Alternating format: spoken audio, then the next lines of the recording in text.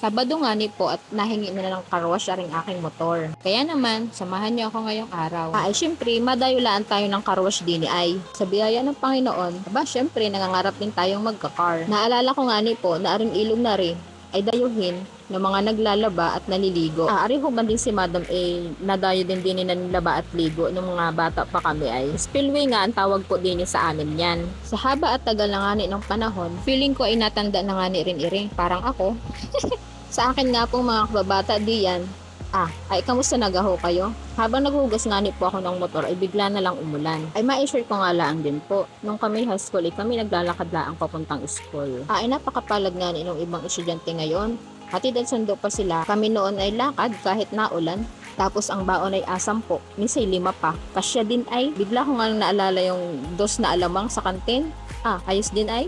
Kamusta nagaho ang aking mga kaklase diyan? Pati po schoolmates. Syempre, mga teacher namin, mga naging inspirasyon namin nung high school kami. Tapos na pala akong maglinis.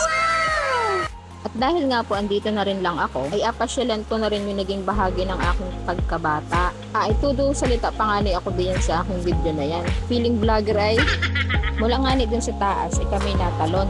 Nawala nga po sa isip ko na kapag nasa waterproof case yung aking pang video, ay wala talagang sound. Sabi ko nga ni po dyan ay, thank you for watching, happy people. Nang matapos ko nga balikan ang nakaraan, ay ako'y umuwi na. May nakwento pa nga ako sa inyo dyan, kaso nga ay hindi pa kinig. Hiyang-hiya nga po ako ng panahon na yan, dahil may hawak akong camera. Maraming bahay nga po dati ang lugar na ere. Masaya nga po ako ngayon dahil naging productive ang araw na ito. Sa hanggang dun lang po muna. Ako po ay magdadrive na pauwi. Salamat po sa panonood, pag-comment, pag-like at pag-follow. Happy people, be happy. God bless po.